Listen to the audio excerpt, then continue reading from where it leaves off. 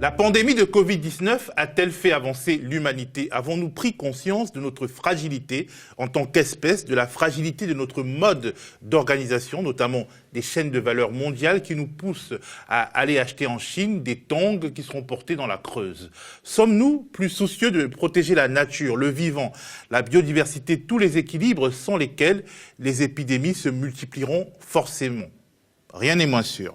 En France, dans le discours politique, la mode est à l'écologie. Le mot souveraineté revient dans les discours. Mais les actes suivent-ils? Pour en parler, j'ai fait appel à Xavier Ricard Lanata, que j'avais déjà reçu sur ce plateau en décembre dernier, en pleine révolte contre la réforme des retraites, la contre-réforme des retraites. Xavier Ricard Lanata est haut fonctionnaire, conseiller à la Direction générale du Trésor, ancien de l'Agence française de développement.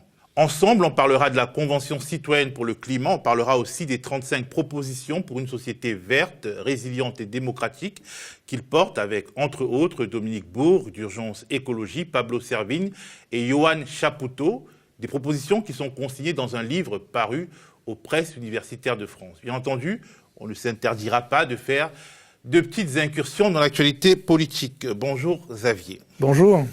Alors commençons par l'actualité, le nouveau gouvernement dirigé par Jean Castex. Dis-nous ce que tu en penses en quelques mots. Je pense que c'est un gouvernement qui s'inscrit dans la continuité des gouvernements précédents. Donc contrairement à ce qu'on aurait pu penser après toute cette période de confinement, qui a quand même introduit un bouleversement dans la vie des gens, on a vu se multiplier des appels à ce que l'après ne soit pas comme l'avant. Cette sensibilité nouvelle à la vulnérabilité de nos sociétés s'est exprimée au moment des élections municipales, puisque dans les espaces locaux, des maires ont été portés aux responsabilités qui incarnent cette nouvelle sensibilité. En revanche, on voit qu'au niveau national, rien de tout cela n'a le moindre effet. On a un gouvernement qui est une prolongation exacte du monde d'avant, et en réalité, puisque la société a changé, c'est pas simplement le monde d'avant, c'est le monde d'avant en plus dur, parce qu'il va devoir se réaffirmer face à une sensibilité dans le corps social nouvelle. Donc moi je parle d'un gouvernement réactionnaire, c'est-à-dire qui réagit contre tout ce qui s'est passé depuis 8 mois en se braquant. Et je crains que ce qui nous attend là maintenant à la rentrée, ce soit vraiment des confrontations très fortes dans tous les domaines qui restent encore à libéraliser. La fonction publique, la poursuite d'un travail de détricotage des services publics et la poursuite du projet de réforme des retraites. Il va y avoir de la violence, mais là maintenant, le président de la République s'est outillé pour se doter d'un corps de combat qui va aller essayer de mater ça et de contrôler les débordements du peuple. Tout se passe comme si, en fin de compte, le problème de la France, c'était son peuple, qu'il fallait s'en méfier et le contrôler. Et donc, les partis se distinguent entre LR, LREM, même le PS, sur la méthode à adopter pour contrôler le peuple. Ils sont tous également néolibéraux, il n'y a aucune différence de ce point de vue. Simplement, certains font plus appel à la manière forte, d'autres vont essayer de passer des compromis, etc. Mais dans l'orientation générale, il y a un bloc qui est en train de se dégager, qui est un bloc néolibéral autoritaire, qui va essayer de trouver des solutions pour maintenir le peuple en laisse ou lui tenir la bride sur le cou. À côté de ça, émerge une force radicale de transformation, écologique et populaire, on pourrait l'appeler comme ça, qui à mon avis n'a rien à voir avec le premier bloc, qui est vraiment une force autonome qui est en train de se constituer, portée par les manifestations de septembre, de décembre, portée par tout ce qu'il y a eu comme mobilisation locale pendant la période du confinement. Et puis reste le troisième bloc qui subsiste, qui est le bloc vraiment d'extrême droite fascisante, donc xénophobe, voilà, qui va pouvoir passer des compromis avec le premier, parce qu'en fin de compte,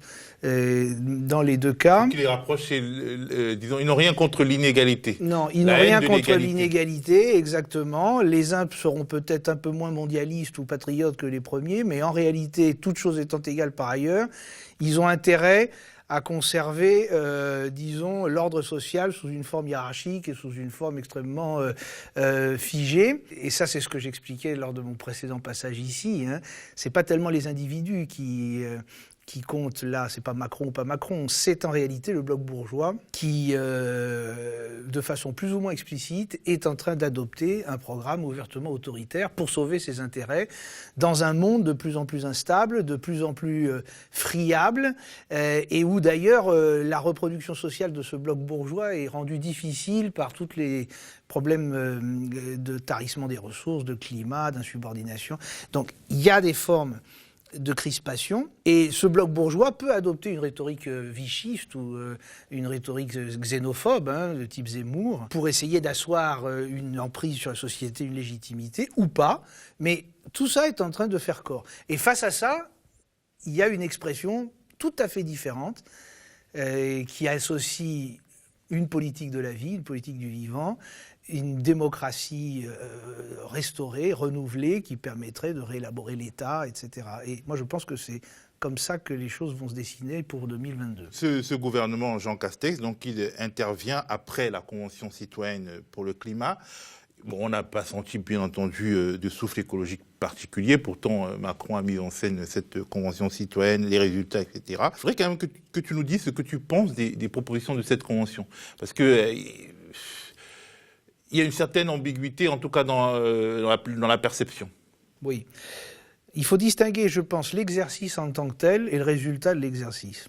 L'exercice est très, très, très important et il faut s'en inspirer pour des réformes constitutionnelles que d'ailleurs nous portons dans le livre dont tu as parlé, les 35 propositions pour un retour sur Terre, parmi lesquelles il y a donc la proposition de créer une chambre du futur, une chambre qui travaillerait sur les enjeux de long terme et les enjeux de la complexité qui ne peuvent pas être abordés par le système représentatif actuel. Ce qui s'est passé avec la Convention sur le climat prouve que des individus choisis au hasard, indépendamment de leurs opinions politiques, confrontés à un certain nombre d'experts, d'ailleurs de différentes obédiences, eux-mêmes courants, ont réussi à se mettre d'accord sur le diagnostic. Ont tous fait un chemin personnel d'ailleurs assez considérable parfois. Ils ont pris la mesure de la situation dans laquelle on se trouve et sont parvenus à voter massivement un train de mesures pour faire face à cette situation. On ne peut pas parler de lobby du tout à leurs propos, puisqu'ils ne défendaient rien d'autre que l'intérêt général. Ils n'avaient aucune vocation à défendre quelque chose de particulier, n'étant pas eux-mêmes constitués en corporation. C'était des individus tirés au sort. Donc, c'est justement pas un lobby, à la différence de ce qui se passe dans les autres espaces du pouvoir. Et ça montre que le tirage au sort a des vertus vraiment profondément démocratiques, permet de renouveler la représentation et le système démocratique. Donc ça, l'exercice en tant que tel est très bien. En revanche, le résultat est encore très loin de ce qu'il nous faut pour résoudre vraiment les problèmes auxquels nous sommes confrontés. C'est pas leur faute, c'est que le mandat qui leur a été donné, c'est de résoudre problème par problème. On leur a demandé de faire du problem solving, comme on dit en anglais. C'est-à-dire, tu prends un secteur, dans les transports, que faut-il faire ? Dans le secteur de l'éducation, que faut-il faire ? À partir du moment où tu saucissonnes les commissions et les groupes de travail, et que à chacun, tu vas lui dire, il nous faut des mesures, etc., évidemment, le résultat, c'est une liste de mesures qui sont chacune incrémentales, comme on dit, c'est-à-dire on essaye de réduire, tu vois, de 130 à 110, on essaye de trouver des solutions qui s'inscrivent dans la continuité, et on s'interdit de considérer la situation dans son ensemble. Or, la situation dans son ensemble, qu'est-ce qu'elle nous dit ? C'est qu'on a un problème de consommation d'énergie et de matière globale, qu'il faut le plafonner, et que ce type de politique, de plafonnement, de quotas par exemple, eh bien, elle est incompatible avec le système capitaliste qui ne peut pas s'accommoder de plafonnement. Donc, ça veut dire, du coup, une transformation totale du système d'économie, de production et d'échange. Et ça, ils n'ont pas pu le traiter. Parce que en fait, quelque part, c'est le format de cette convention qui a abouti à un catalogue un peu disparate dans lequel finalement Macron a décidé de piocher, d'utiliser son joker entre guillemets pour écarter. Notamment, il le fait d'autant plus facilement que justement, même si tous disent attention, les mesures sont solidaires les unes des autres, elles n'ont pas été présentées à partir d'une lecture globale qui justement les solidariserait. Elles sont solidaires de fait, mais l'argumentaire n'est pas suffisamment puissant pour que la tentative de piocher, de trucs, soit immédiatement démasquée comme étant totalement illégitime, grotesque et voilà, c'est une imposture. Hein. Ben justement, vos 35 propositions, je remarque qu'elles forment un tout assez cohérent, mais c'est un tout du coup trop cohérent et trop, au fond, trop révolutionnaire pour être dissous dans les pratiques néolibérales classiques. Donc, on va d'abord parler d'un certain nombre de mesures phares et puis on va entrer dans, disons, dans l'articulation de ces différentes mesures. Alors, vous parlez avec les autres rédacteurs de ce livre de la mise en place d'un revenu de transition écologique. C'est quoi? C'est le RSA modifié? C'est quoi exactement? Ah, alors pas tout à fait, parce qu'il est conditionné, ce revenu de transition écologique, à l'exercice d'une activité, qui est une activité dont l'utilité sociale et écologique est supérieur à ce que le marché peut rémunérer. Je te prends un exemple très simple. Si tu es un agriculteur agroécologiste, n'est-ce pas ? Tu vas te mettre à cultiver, mettons, des patates. Bon. Le coût de la production va s'élever, parce que l'agroécologie, c'est une pratique qui est très intense en main-d'œuvre. Il faut connaître exactement la manière d'associer les différentes pommes de terre, les variétés de pommes de terre, la façon dont elles s'adaptent dans une parcelle. Tu sais que dans une parcelle, le sol n'est pas homogène, il faut les planter différemment, etc. Donc ça, c'est pas des robots qui vont faire ce travail-là, ce sont des personnes qui connaissent les sols. Donc tu vas employer plus de gens. Le coût de la pomme de terre va être plus élevé au kilo. Il n'y a pas de raison que le surcoût soit supporté uniquement par le consommateur qui achète la pomme de terre, parce qu'en réalité, lui, en achetant de la pomme de terre, il achète beaucoup plus qu'une pomme de terre à consommer. Il achète un service de restauration de la fertilité des sols, une régénération des écosystèmes. Il est en train de rémunérer un service d'intérêt général. Donc il faut que, lorsque le marché ne peut pas rémunérer dignement à un niveau que nous devons décider démocratiquement, qu'est-ce qui doit être le revenu digne d'un agriculteur qui se consacrerait à ces activités-là, eh bien, il faut que ce soit la collectivité nationale qui apporte le complément de revenus que le marché ne peut pas donc verser aux producteurs. Ben là, donc, du coup, en fait, cette notion de revenu de transition écologique, ça rejoint les préoccupations de la Convention citoyenne pour le climat, tout en consolidant en fait programmatiquement les choses, puisque on dit pas juste il faut avoir une agriculture bio, moins de pesticides. On dit il faut voici comment on peut arriver à une agriculture. Vous parlez d'une agriculture décarbonée. Oui, alors c'est sûr qu'une agriculture 100% décarbonée, donc ne faisant plus du tout appel à des énergies fossiles, c'est une agriculture où l'essentiel de l'énergie va être animale, y compris humaine. Hein. Les travaux d'entretien des sols ou de bouturage, etc., c'est des travaux qu'on fait avec une main-d'œuvre assez qualifiée d'ailleurs. Hein. On n'apprend pas comme ça tout de suite, hein. Ça s'apprend. Et dans la réflexion, il faut se dire que l'agriculture doit être, d'un point de vue énergétique, elle doit produire plus d'énergie qu'elle n'en consomme, y compris si on prend en compte l'énergie musculaire qui va être utilisée. Donc il faut qu'elle soit très efficace sur le plan de la rentabilité par unité de surface, hein, productivité par unité de surface, et d'autant plus efficace que justement elle consomme beaucoup de main-d'œuvre. Alors on a fait des calculs qui estiment que basculer la totalité de la production nationale en agroécologie à haute intensité de main-d'œuvre, ça va requérir à peu près 30% de la population économiquement active dans le pays. Hein. C'est-à-dire, la PEA du pays, c'est environ 25 millions de personnes. Donc, tu vois, 30%, ça représente quand même 5-7 millions de personnes. Hein. Donc, c'est beaucoup, c'est considérable, c'est beaucoup de gens. Alors, plutôt que d'imaginer que c'est uniquement les personnes les moins qualifiées qui vont effectuer ces tâches-là, on peut imaginer qu'à l'avenir, on sera encouragé par différentes incitations de toute nature à accorder une partie de son temps de travail à l'activité agricole. Ça aura des vertus politiques et même des vertus démocratiques, parce que du coup, tout le monde se retrouvera à partager une même réalité.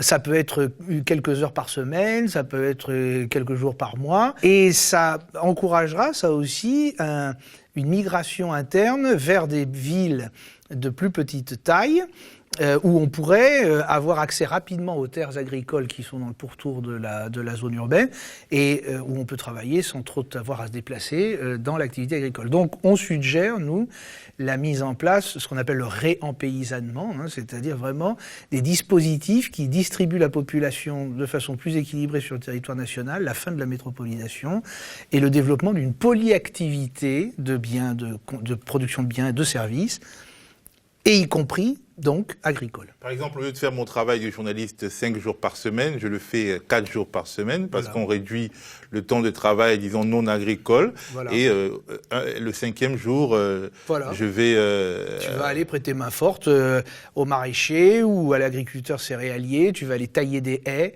tu vas aller entretenir des sols, c'est-à-dire faire du labour de petite surface, tu vas aller, par exemple, coucher des pailles sur des semis qu'on va faire en semis direct. Tout ça, c'est des choses qui se font à la main.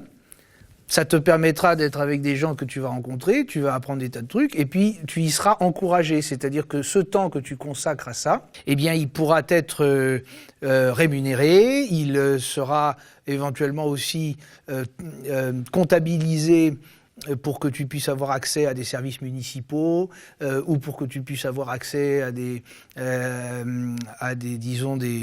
rétributions fiscales de différentes natures. Donc, on peut imaginer des tas de manières pour que les gens, spontanément, se sentent très désireux de faire ça. En plus, ce qui semble intéressant, c'est qu'on a l'impression que la société est en attente de ça. Oui. Parce que même aujourd'hui, il y a déjà des propositions qui consistent à dire d'aller avec sa famille, cueillir des pommes ou faire des choses de ce type. Et ces propositions rencontrent un certain succès parce que c'est aussi, dès lors que l'activité agricole n'est pas une activité à temps plein, c'est aussi un moment de ressourcement. Absolument. C'est ce que je pense, c'est qu'il y a, et c'est ce que je disais à tout début, il y a eu pendant les mois qui viennent de s'écouler, tu disais, le confinement nous a-t-il appris quelque chose ? La question, c'est qui est ce nous ? Moi, j'ai le sentiment que dans la population, il y a un mouvement de fond qui est en train de se manifester. Et j'en veux pour preuve les dernières élections, mais pas seulement. Pendant les mois qui se sont écoulés, il y a eu une multiplication d'appels qui mobilisaient des associations, des individus. Au niveau local, il y a eu une effervescence des initiatives permettant de justement retrouver du lien de proximité, réorganiser autrement les approvisionnements, faire face à la maladie quand il y avait des malades pour pouvoir justement les prendre en charge collectivement. Il y a eu des initiatives de ce type. Et ce qui est vraiment étonnant, c'est l'absolue surdité de l'appareil exécutif et puis plus généralement, d'une grosse partie quand même du corps législatif à ça. Et il y a une espèce de divorce qui s'établit et qui ne va pas pouvoir se résoudre parce que le pouvoir reste entre les mains d'une classe bourgeoise. Et le grand problème de la bourgeoisie, qui est donc la classe qui est la plus intéressée au maintien du capitalisme, le capitalisme a besoin de stock, n'est-ce pas ? Quand on parle d'accumulation du capital, on parle d'accumulation d'un avoir stockable.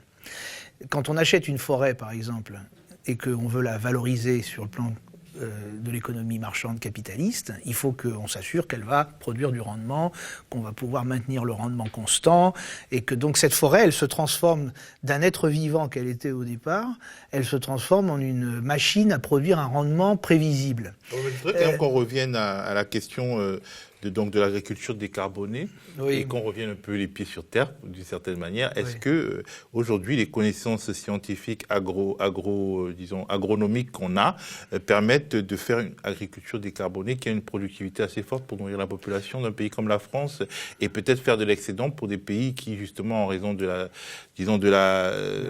dégradation du vivant, ne sont plus capables d'accéder à une autonomie agricole, mais bien sûr, alimentaire.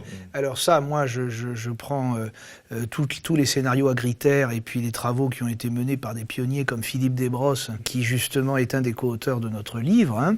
On est capable d'avoir en fait une production de biomasse par unité de surface bien meilleure que celle de l'agriculture industrielle. Biomasse, c'est-à-dire. Oui, c'est-à-dire la quantité de matière organique que tu produis par unité de surface. Je distingue pas là qu'il s'agisse de céréales ou qu'il s'agisse de légumes. Bon, la quantité de biomasse que tu produis, qui est en fait l'énergie stockée par la plante. Tu peux avoir, quand tu combines les différentes variétés et que tu fais par exemple du semis sous arbre, en combinant l'agroforesterie, c'est-à-dire en fait les arbres qui captent l'azote atmosphérique dans le sol, les acacias, et entre les arbres, tu peux planter justement des céréales qui vont se nourrir, parce que le sol est déjà enrichi en azote par l'activité de l'arbre, qui va fixer dans ses racines l'azote de l'atmosphère. Bon, donc on sait faire avec des tas là je te parle de l'agroforesterie, mais il y a d'autres solutions, le semis direct sous couvert végétal avec des paillages naturels, sans avoir besoin de glyphosate d'ailleurs, des paillages qu'on couche. Quand on couche la paille, elle ne germe plus. À l'intérieur de cette paille, tu peux planter des semis, tu fais tes semis, et ils vont être enrichis par la matière organique qui est dans le sol. Ça permet de maintenir justement la vitalité du sol. S'il n'y a plus de sol, comme on est en train de le faire actuellement, il n'y a plus rien qui pousse. Les sols deviennent minéralisés. Donc le problème, il n'est pas d'atteindre un certain nombre de rendements par unité de surface. Le problème, c'est que cette agriculture-là, elle est moins rémunératrice parce qu'il faut une main-d'œuvre plus importante. Donc, tu vois, la question, elle ne se pose pas en termes de va-t-on pouvoir nourrir tout le monde ? On va pouvoir nourrir. Est-ce qu'on va se donner les moyens de faire ainsi ? Alors, voilà. Vous parlez aussi de l'encadrement des revenus dans vos propositions. Alors, on va se dire, je fais l'avocat du diable, et quel lien, bon Dieu, entre l'encadrement des revenus et l'écologie et le vivant ? Alors, justement, c'est exactement la même chose, parce que si on considère que le revenu minimum doit être déterminé par la collectivité, qui justement assigne aux paysans qui se consacrent à l'activité agroécologique un niveau de vie qui n'est pas corrélé, qui n'a rien à voir avec ce que le marché peut rémunérer. C'est ce que je viens d'expliquer. Donc, tu vois bien qu'il y a une décorrélation qui s'établit entre le revenu minimum de vie et la rémunération par le marché. Eh bien, exactement de la même manière, il faut que l'on admette que parfois le marché surrémunère et que cette surrémunération est contraire à l'intérêt général. La sous-rémunération est mauvaise, la surrémunération peut l'être aussi. Il y a des comportements de dépenses des très riches qui deviennent prescripteurs et qui encouragent une espèce de mimétisme qui est contraire à l'intérêt général. Et puis par ailleurs, les très riches sont aussi ceux qui émettent le plus de déchets et dont les consommations sont les plus nuisibles. Si on les autorise à continuer à vivre à ce train de vie-là, il y a un impact global pour tout le monde, dont les premières victimes sont les plus pauvres. Donc c'est exactement la même logique qui veut décorréler au niveau plancher et au niveau plafond le revenu de la rémunération par le marché. Alors, ce qui est intéressant, c'est que vous pointez donc la dépense, d'énergie et la destruction causée par les plus riches, pendant ce temps, Nicolas Sarkozy parle de l'accroissement du nombre des plus pauvres au Nigeria ou je ne sais pas où. On veut dire, quelque part, c'est la consommation objective que vous pointez, alors que pour certains qui font une sorte d'écologie de droite, voire d'extrême droite, c'est l'existence même de l'humain qui qui est le problème. Ah bah oui, mais alors là, c'est justement le drame, c'est de croire que tous les humains s'équivalent.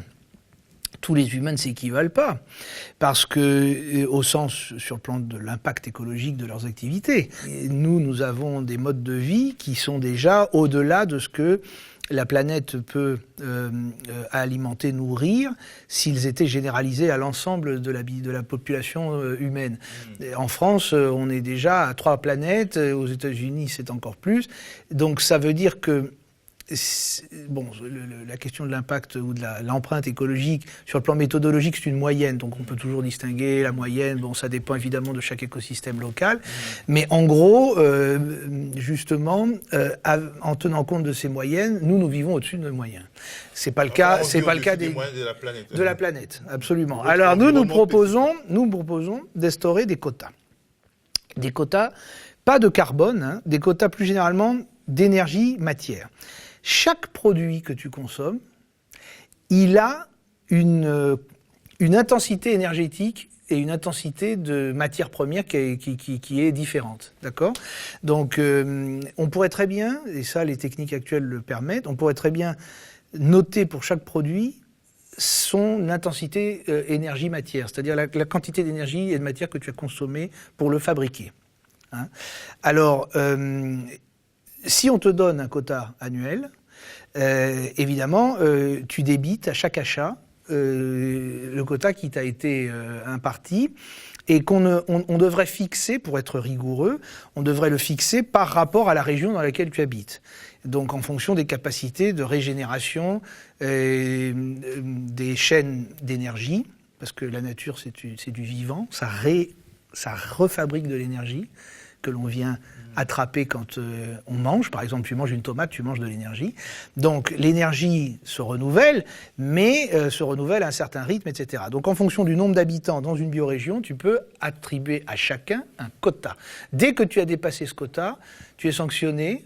Et au contraire, quand tu ne le dépasses pas, tu es encouragé, rétribué. Alors, et ça vaudrait aussi, je finis pour les consommations, non seulement les consommations finales des individus, mais aussi les consommations indirectes ou intermédiaires des entreprises. Les entreprises établies sur ce territoire, elles aussi, elles doivent respecter le quota qui est globalement alloué. Ça veut dire qu'en gros, pour déterminer quelles entreprises on veut pas, parce que évidemment l'activité de l'entreprise va prendre sur le quota global assigné à la population, tu vois. Donc il y a des délibérations démocratiques. Ça nous intéresse parce que c'est plus vertueux. Ça nous intéresse moins parce que c'est moins vertueux. Donc ça prend plus sur nous. Et puis évidemment, tu vas encourager un transfert des consommations vers tout ce qui est à très fort impact écologique et qui donc finalement consomme peu le quota.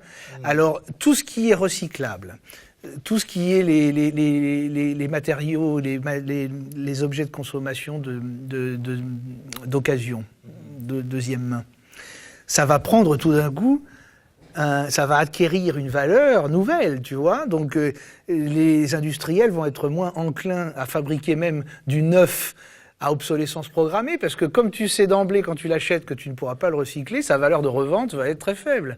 Donc tu vois, ce sont des choses qui progressivement transforment l'appareil de production. Je continue de citer les mesures que vous préconisez, la fin des paradis fiscaux. Ah bah alors ça évidemment c'est une... Là, ça c'est une... tout le monde. Ben, je pense que là, je ne vois pas qui pourrait défendre le maintien des paradis fiscaux, à part justement les gens qui ont vraiment décidé de frauder l'État et qui veulent s'exposer au grand jour, voilà, et qui s'exposent au grand jour comme justement des délinquants et des voleurs. Donc, qui pourrait aujourd'hui dire les paradis fiscaux c'est formidable alors que c'est une façon justement de soustraire au pays une part de la richesse que ce même pays a produite pour que ça n'enrichisse que des gens qui sont des purs prédateurs, je ne vois pas comment on peut défendre. Tu sais, c'est comme Robespierre, alors je cite Robespierre, on est au bord presque le 14 juillet, donc on a quand même le droit de citer Robespierre, qui disait à la Convention « Que veulent ceux qui ne veulent ni la vertu, ni la loi, ni la justice ?» La réponse, c'est ils veulent la corruption. Donc, celui qui dirait aujourd'hui les paradis fiscaux, c'est un scandale de s'y attaquer, c'est quelqu'un qui veut ouvertement la corruption. Ils disent, ceci n'est pas un paradis fiscal. Là où le bon sens nous permet de comprendre que c'en est un, c'est la définition du terme paradis fiscal, comme demain la définition du terme écocide, qui peuvent être tordus, transformés, changés. Il y a une ambiguïté dans la notion parce qu'elle recouvre deux réalités. D'une part, le niveau d'imposition sur les sociétés, donc qui peut tendre vers zéro dans les paradis fiscaux, même carrément être égal à zéro. Et d'autre part, la question de l'opacité sur l'information des détenteurs d'avoirs et des sociétés écrans, etc. Parce qu'il se trouve que généralement, l'un va avec l'autre. Alors, à partir du moment où on respecte des protocoles d'échange d'informations, quand bien même le niveau d'imposition sur les sociétés reste tendant vers zéro, on dit ça n'est plus un paradis fiscal, il échange l'information. Oui, mais il n'y a que la moitié du chemin qui a été faite, parce que tant qu'on a des concurrences fiscales de ce type-là au niveau mondial, et qu'on autorise les capitaux à se loger où ils veulent, évidemment, on est en train de faire une politique qui encourage les détenteurs de capitaux à sortir du territoire national pour déclarer leurs gains dans des zones qui sont exemptées d'impôts. Dernière proposition que je vais citer, parce qu'il faut effectivement qu'on ne s'arrête pas à une sorte de catalogue de propositions, que l'État arrête de payer la dette publique dite illégitime. Oui, alors, il y a, comme tu le sais, Théophile, une réforme qui a été introduite en 1974, pour ce qui concerne la France. Ces propositions, elles valent pour la France, mais évidemment, ensuite, mutatis mutandi, on peut les généraliser. C'est d'ailleurs à la fin ce qu'on propose, un nouvel ordre international fondé sur l'objectif de viabilité maximale. En 1974, on a interdit à la Banque de France de prêter directement à l'État français, et donc les obligations du Trésor sont souscrites par des banques commerciales et par des détenteurs de capitaux privés, contre paiement d'une obligation à intérêt. Alors, la somme de tous ces intérêts cumulés, tous les intérêts qui ont été payés depuis 1974 par l'État français, c'est exactement le montant de la dette publique française aujourd'hui. C'est-à-dire que si on ne les avait pas payés, on aurait une dette égale à zéro. Je rappelle que la dette publique, là, on est aux alentours de 115% du PIB, c'est-à-dire plus de 2000 milliards d'euros. Si tu t'imagines les problèmes qu'on pourrait régler, les investissements qu'on pourrait effectuer. Il y a aussi un autre problème. Si on refuse de payer cette dette, il y a des détenteurs d'obligations d'État qui ne sont pas non plus des milliardaires ou des oligarques. Ça voudrait dire, en fait, appauvrir aussi un certain nombre de Français. Alors déjà, effectivement, il y a des obligations qui sont détenues par des fonds de pension et par des détenteurs, les gestionnaires du livret A, etc., qui placent l'épargne des Français dans des obligations d'État. Donc certes, alors première chose, c'est que c'est toujours les plus riches qui peuvent épargner le plus, qui sont le plus détenteurs de ces produits d'épargne. Les pauvres, ils détiennent une fraction de cette dette, disons, privée, beaucoup plus faible. Première chose. Deuxième chose, c'est que le service de la dette, actuellement, le service de la dette, le paiement du capital et des intérêts de la dette publique, ça représente 1/3 du budget de l'État. 1/3, 100 milliards d'euros à peu près par an. Donc, si tu réduis ce budget en annulant le service de la dette, pratiquement, tu vas aussi réduire la ponction fiscale que tu exerces sur les gens, parce que les gens, pour que l'État puisse continuer à s'endetter, il faut qu'ils payent l'impôt. C'est grâce à l'impôt que l'État rembourse ses échéances, et aussi en contractant de nouvelles dettes. Donc en gros, tu as aussi un processus corrélatif de réduction de la pression fiscale, et qui, elle, pour le coup, va avantager justement les plus démunis, c'est ceux qui payent plus l'impôt, mais qui, corrélativement à la part d'impôt qu'ils payent, détiennent moins d'épargne obligataire. Donc, parce qu'en fait, on va t'attaquer pas via les ultra-riches, mais via la classe moyenne, en disant que tu veux dépouiller finalement ce qui fait la particularité des pays disons, des pays occidentaux, c'est une forte classe moyenne qui, effectivement, peut posséder des obligations d'État. Oui, la classe moyenne, elle est actuellement responsable par ce système un peu aveugle des systèmes de fonds de pension et de gestion de l'épargne avec achat d'obligations d'État. Elle est responsable d'un processus d'endettement de plus en plus important qui est venu apporter un relais de croissance à un capitalisme en berne parce qu'il n'était plus capable de produire avec des gains de productivité suffisants pour alimenter les détenteurs de capitaux. Donc en réalité, sur le dos de cette classe moyenne qui épargne et qui achète des obligations d'État, il y a tout un système bancaire qui est en train de prospérer et qui prend au passage des commissions et des intérêts. Donc elle est à la fois victime, elle est à la fois, disons, bénéficiaire et victime. De ce système. Mais en fait, on va lui expliquer qu'elle est plus bénéficiaire que victime, et toi, tu lui expliques qu'elle est plus victime que bénéficiaire. Moi, c'est ce que j'explique, et je suis prêt à montrer qu'elle pourrait placer cet argent non plus dans des obligations d'État qui sont évidemment toujours payées en dernier ressort par le contribuable. Elle se plaint par ailleurs elle-même d'être accablée sous l'impôt. Les obligations d'État, c'est le contribuable qui les paye. Si on arrivait à réinvestir cette épargne dans des activités qui sont justement celles de demain, elle pourra obtenir une rémunération de son épargne à peu près équivalente, parce que les obligations d'État, c'est rémunéré très bas. La France, comme elle est AAA, elle rémunère à 1%, c'est pas grand-chose. Ce taux-là, c'est justement le taux de rémunération moyen de la finance solidaire. C'est-à-dire quand tu places ton épargne dans des coopératives de production, des coopératives d'épargne crédit, tout ce qui relève de la finance solidaire, le taux de rendement de cette épargne est à peu près le même. La différence, c'est que là, tu es vraiment en train d'injecter dans l'économie réelle des ressources pour la transition écologique et sociale, par exemple. Donc, cette classe moyenne, j'ai des bonnes nouvelles pour elle. J'ai de très bonnes nouvelles pour elle. Le monde qu'on va inventer, c'est un monde post-capitaliste où justement la production de valeur ne se transforme pas en stock fongible comme ça de façon... alors c'est moins liquide, mais ça permet de faire obstacle à des comportements de prédation, d'accumulation, de condensation du capital entre les mains de quelques-uns. Donc c'est moins liquide mais c'est plus sécurisant. Voilà, exactement. C'est moins liquide et c'est plus sécurisant. Alors en gros, vous citez des mesures, mais aussi les moyens de financer ces mesures. C'est la différence avec les propositions de la Convention citoyenne pour le climat. C'est que quelque part, c'est un vrai programme politique cohérent. Mais alors... Le truc, c'est que les mesures que vous citez pour financer, comme l'encadrement de revenus, la fin des paradis fiscaux, elles prennent dans la poche de ceux qui dirigent le game en ce moment. Et du coup, on se pose une question.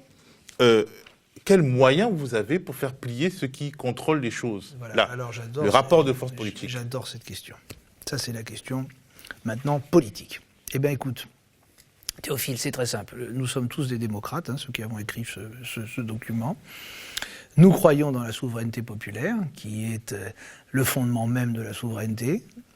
Donc, il est certain que nous avons face à nous une classe dirigeante mue par le gain et par l'appât du gain. Et d'ailleurs, c'est aussi un des problèmes. C'est-à-dire que cette classe dirigeante bourgeoise, qui est vraiment uniquement intéressée à ça, a fini par disqualifier tout ce qui n'est pas le gain, c'est-à-dire que, en gros, tout est équivalent dans la société. La seule chose qui permet de distinguer un produit ou un discours d'un autre, c'est sa valeur marchande. C'est mortifère parce que tu vois bien que la science n'a plus aucun poids relatif. Les propos des scientifiques sont considérés comme des opinions. Tout se vaut et s'équivaut. Bon, donc cette classe qui a vocation à tout transformer en acte de communication, mais dans le fond, qui reproduit toujours un seul et même mouvement, qui est le mouvement d'appropriation, il faut la combattre et lui opposer ce qu'elle ne pourra pas absorber, ce qu'elle ne peut pas absorber, c'est-à-dire la légitimité du savoir, de la connaissance, et justement la valeur de la vie, de ce qui ne se laisse pas réduire à un stock, ce qui est la relation, ce qui est essentiel pour que justement nous soyons encore vivants demain, c'est le maintien des flux et des rapports relationnels qui nous associent à toutes les formes d'agir, vivantes et non vivantes. Ça, je crois que le rapport de force va se construire politiquement. Jusqu'à présent, nous sommes encore en démocratie, c'est-à-dire il y a encore des élections. Et nous sommes capables collectivement de nous mettre d'accord sur un horizon qui mettra au pouvoir des gens qui sont porteurs de cette espérance-là. Donc on a 3 ans pour le faire. face à nous, il va y avoir 3 ans, tu comptes mal. Oui, enfin bon, 2 ans, ok, oui. Il va y avoir, moins de 2 ans. Oui, c'est-à-dire que là maintenant, on est bien entré dans l'année 2020. On a 2 ans pour le faire. Donc face à nous, on va avoir un pouvoir qui, comme je dis, se braque. Mais finalement, c'est bien qu'il se braque parce que les masques tombent, n'est-ce pas? Ce pouvoir-là ne peut pas manier longtemps la rhétorique du en même temps, en même temps, en même temps. Donc, il va y avoir une polarisation du débat public et on verra clairement donc un camp du capital s'opposer à un camp de la vie. Hein, c'est comme ça que je vais le poser, moi. Ça, c'est ce qu'on voudrait, mais entre ce qu'on veut et ce qui peut se préfigurer, il y a quand même une différence. Là, par exemple, aujourd'hui, on a l'impression que le pouvoir d'Emmanuel Macron, même si le remaniement a tranché dans un autre sens, considère que l'écologie, en tout cas le discours écologique, la rhétorique écologique, est une de ces ressources additionnelles qui pourra activer à un moment donné. Et on voit par exemple que le parti qui symbolise le plus l'écologie, Europe Écologie Les Verts, est assez macrono-compatible. Et quelque part, on est dans une sorte de tendance qui vise à présenter l'écologie comme quelque chose pour la classe moyenne supérieure, préoccupée par son propre confort. Et donc, finalement, même les élections municipales montrent que finalement la classe moyenne des villes a privilégié les propositions écologiques, tandis que la classe moyenne et inférieure est restée finalement dans les propositions politiques classiques. Et donc on se dit, est-ce que finalement ce mot n'est pas en train de perdre sa valeur aujourd'hui, là maintenant, et d'être finalement considéré comme un mot comme libéralisme ou Alors, le défi auquel nous sommes confrontés, c'est effectivement de convaincre les classes populaires que l'écologie, c'est leur horizon d'émancipation et leur horizon, disons, de liberté et d'existence, de reconnaissance dans la société comme étant des classes qui ont une place dans la société. On n'y est pas encore parvenu parce que la réflexion jusqu'à présent de l'écologie était insuffisante sur le plan global. On a eu, à partir du moment où ELV a été créé, etc., la bascule d'une vieille écologie politique qui était celle des grands intellectuels qui avaient pensé l'écologie politique comme un projet de société globale, vers une écologie environnementaliste qui, elle, se contente de remplacer la voiture par le vélo ou de réduire le nombre d'emballages plastiques dans les cantines, etc.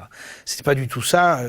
Les fondements de l'écologie politique en France, c'est pas du tout ça. Hein. C'est une vision d'ensemble avec une critique de la technique qui est pas de toute technique, mais des modalités par lesquelles la technique devient une finalité en soi et s'arrache aux capacités de contrôle démocratique des gens. Typiquement ce qu'on est en train de voir avec l'intelligence artificielle, le développement de l'intelligence numérique, etc. Donc, l'écologie, il faut la replacer au niveau du problème fondamental qui est celui des classes populaires, c'est-à-dire le manque de boulot, qui va s'accroître parce que les études qui ont été faites récemment montrent qu'il pourrait y avoir jusqu'à 14% en France de chômage en plus dû à l'automatisation. Et donc là, c'est pareil, ça te rajoute encore 2 à 3 millions de chômeurs supplémentaires, alors qu'on en compte déjà 5 en comptant les catégories A, B plus C du chômage. Donc ça t'amène à 7 millions, 8 millions de personnes qui vont perdre leur boulot. Alors, la poursuite actuelle du régime d'accumulation du capital va pousser vers ça. Donc ces gens-là se retrouvent sans boulot. Sans boulot, ça ne veut pas seulement dire sans revenu, ça veut aussi dire sans forme de reconnaissance sociale par le travail. Alors, voilà. Alors si tu dis aux gens, écoutez, il y a des merveilleuses perspectives, y compris dans le champ de l'agriculture, mais pas une agriculture de bourrin, une agriculture fine finalement. C'est pas une agriculture où la main-d'œuvre se résume à faire des tâches mécaniques, c'est une agriculture intelligente. Donc ça, c'est une zone où vous allez pouvoir avoir un travail rémunéré et reconnu socialement, ça c'est une bonne nouvelle. Et ça peut être le cas dans des tas d'autres domaines. Donc le jour où on arrivera à faire la jonction entre le niveau boulot et l'autre grand problème des classes populaires, c'est l'aliénation. C'est-à-dire que finalement, ils vivent dans des systèmes où les choix fondamentaux de leur vie sont contraints par des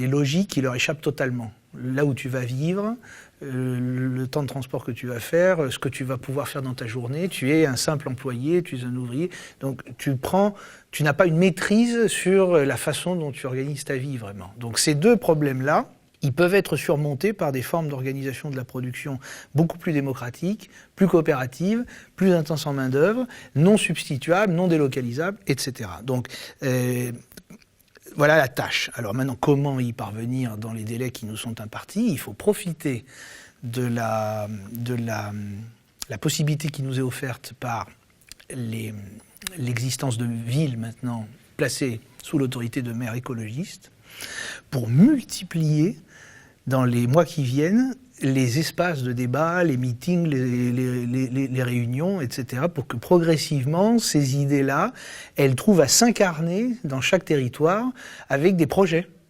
Et qu'on dise, ah ben tiens, ça on pourrait le faire, ça on pourrait le faire, ça on pourrait le faire. Et ces projets-là, pour être démultipliés, on verra bien qu'ils ont besoin à un moment donné d'un État central qui devient le coordonnateur de tout ça, dont le rôle, c'est pas de dire ah nani nana, c'est de coordonner, d'articuler des initiatives locales de ce type.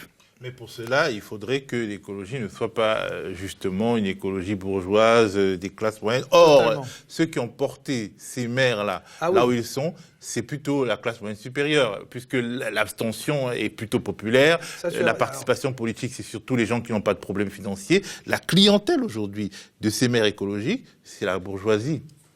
En tout cas, la petite bourgeoisie. Il y a eu quand même des rapprochements. Moi, je pense à des gens comme Damien Carême à Grande-Synthe, qui a été d'ailleurs un des premiers à mettre en place le revenu de transition écologique. Lui, il s'adresse pas du tout à la bourgeoisie, il s'adresse aux classes populaires. Et il l'a fait avec succès, en introduisant la gratuité des services publics, des transports notamment, en menant une politique d'accueil des réfugiés, de logement, etc., qui est vraiment pour le coup populaire. Les gens qui ont accès à des emplois dans le secteur agricole et puis à des emplois dans l'ESS, qu'il a beaucoup stimulé, ils lui sont reconnaissants d'avoir créé un écosystème. Un écosystème, le mot est un peu tordu, mais enfin disons un environnement économique, un paysage économique beaucoup plus dynamique, beaucoup plus diversifié, qui leur permet d'avoir du boulot. Et ça, on parle de la banlieue populaire de Calais, Grande-Synthe. C'est vraiment les banlieues ouvrières. Donc ça peut se faire, tu vois, ça peut se faire. Moi, je pense que c'est la tâche qu'on a. Il n'y a aucune raison qu'on n'y arrive pas parce que les Français, je crois, aujourd'hui, sont beaucoup plus conscients de l'imposture néolibérale. C'est-à-dire que le mirage qui voudrait que, en se désolidarisant les uns des autres, en cessant de justement participer à l'effort collectif via l'impôt, etc., en adoptant un système beaucoup plus individualiste, chacun va mieux s'en sortir. Je crois que ça, plus personne n'y croit vraiment. Les classes populaires, pour l'instant, elles n'ont pas fait la jonction entre leurs problèmes essentiels, existentiels, et ce que peut être un agenda écologique, mais pas un agenda écologique au sens environnementaliste du terme, tu vois. Un agenda écologique au sens d'une sortie du capitalisme. C'est vraiment ça. Cette écologie spécifique, est-ce qu'elle est majoritaire même au sein de tous ceux qui se nomment écologistes aujourd'hui? Non. Alors, donc c'est une double bataille culturelle. Voilà. Alors ça, crois-moi, elle existera en 2022 dans le paysage politique français. Ça, c'est sûr, elle va exister. C'est-à-dire qu'il y aura une proposition qui va être adressée à la population française d'une écologie de rupture qui soit à la fois solide sur le plan, technique et sur le plan des propositions de leur faisabilité technique et en même temps radicale du point de vue de ce qu'elle signifie comme rupture par rapport au système capitaliste. Ce courant-là, il va exister et il va être présenté aux Français. Alors, je ne sais pas qui le portera. À la limite, ça ne m'intéresse pas de savoir, parce que l'essentiel, c'est qu'il soit porté, et que pour la première fois, on puisse entendre ça mené sérieusement, avec rigueur, et avec ambition, quoi, une vraie ambition pour le pays, voilà. Le truc, c'est que la France est quand même une des plus grandes puissances mondiales, nous nous inscrivons dans un environnement international, et effectivement, une telle, disons, révolution, un tel changement de perspective doit être finalement encadré ou alors suivi par d'autres changements de perspective ailleurs. Donc il faut une sorte de pensée internationale, encore plus internationale. Et vous parlez par exemple d'un protectionnisme coordonné et coopératif, c'est-à-dire le protectionnisme qui est assimilé à un repli sur soi. En fait, vous estimez qu'on peut l'envisager autrement dans les rapports avec les autres pays. Il y a actuellement dans le monde un mouvement protectionniste qui n'épargne aucun pays. Beaucoup de gens ont besoin, dans un contexte de plus en plus instable, de protection. Ils se sentent fragilisés. Donc il y a une demande de plus en plus forte, d'ailleurs des classes moyennes, pour des régimes de protection. Et on recense chaque année plus d'accords protectionnistes, en tout cas des nouvelles réformes du droit commercial protectionnistes dans le monde que d'accords de libre-échange. Ah bon ? Oui, l'OCDE a fait depuis quelques années, chaque année, le comptage de ça et disons que la tendance est en train de s'inverser. Il n'y a pas qu'en France, dans le monde entier, il y a des mouvements de repli. Alors la question c'est de coordonner ça, de le faire de façon coopérative et de le faire avec un objectif qui n'est pas la croissance continue des consommations, mais justement la réduction des consommations. Parce que le protectionnisme permet de déterminer avec les voisins des marchés, les périmètres de marché intérieurs qui sont capables de fournir pour l'essentiel de leurs besoins. Et pour tout ce qu'ils ne sont pas capables de produire eux-mêmes, passer des accords avec des tiers qui partagent les mêmes objectifs, qui ont les mêmes ambitions, et qui se garantissent comme ça mutuellement les échanges des produits qu'ils ne sont pas capables de produire eux-mêmes. Donc on peut imaginer à terme des espèces de partenariats de transformation écologique et sociale entre pays qui sont complémentaires du point de vue économique. Quelque part, c'est une forme de multilatéralisme, disons, coopératif. Oui. Le problème, c'est qu'avec le coronavirus, cette pandémie, on a très bien vu que l'OMS, par exemple, qui est censée être une organisation internationale à but, à but coopératif, elle s'est ramassée, ça fonctionne pas. Oui. Et on n'a pas vraiment, on a eu l'impression que c'était des solutions purement égoïstes qui étaient. Oui, mais parce que le système actuel, il est comme ça. Donc évidemment, tout le monde a intérêt à faire prévaloir son intérêt immédiat individuel parce qu'il anticipe que les autres vont se comporter de la même manière. On prête aux autres les intentions qu'on a soi-même, n'est-ce pas ? Si tu commences à refonder l'ordre international sur des accords de partenariat qui regroupent comme ça des pays qui ont des complémentarités, donc tu sors d'une logique où les pays sont atomisés. La brique de base de cet ordre international, ça devient des régions qui sont soit contiguës, connexes, on pourrait dire pareil, je sais pas, la région UEMOA ou Afrique de l'Ouest, ou alors l'Europe occidentale, ou alors ça peut être plutôt des constellations de pays qui se mettent d'accord et qui constituent la brique de base d'un nouvel ordre international où l'objectif c'est justement de faire rentrer les société humaine à l'intérieur des limites de la planète. Ça serait ça, il faudrait qu'on refonde en fait une espèce de déclaration de Philadelphie, dont la France pourrait être d'ailleurs l'instigatrice. La déclaration de Philadelphie, tu sais, c'est ce texte qui a été le texte précurseur qui a présidé à la fondation des Nations Unies, et ensuite à la déclaration des droits de l'homme, qui est la déclaration de 48. 1948, l'objectif c'était les droits de l'homme. Bon, maintenant il faut adosser à ça, il faut compléter ça par la viabilité planétaire. La viabilité planétaire, le maintien du vivant et donc le respect des limites qui sont assignées par la planète elle-même aux hommes. Si tu rajoutes ça comme objectif de l'ordre international et que tu constitues donc des alliances pour l'atteindre, et progressivement tu vas réélaborer complètement les règles du jeu international, parce que les gens seront plus forts en s'associant et ils constitueront des blocs solides. Donc je crois que la bonne nouvelle, c'est que cette nouvelle politique, elle a des soutiens aussi bien au nord qu'au sud. C'est ça la nouveauté. Autrefois on disait ah oui mais le Sud il a besoin de continuer à croître parce que certes il a besoin de continuer à croître mais pas n'importe comment, parce que quand on parle de croissance on parle justement de manière indifférenciée de la croissance des productions marchandes. Mais nous ce dont on ne veut pas c'est les productions marchandes qui ont une intensité d'énergie et de matière supérieure à celle que la planète peut absorber. En revanche, tout le reste, ça peut croître sans difficulté. Tu vois, nous deux, là, on est en train de faire un dialogue. Il y a une valeur extraordinaire dans ce qu'on est en train de se dire.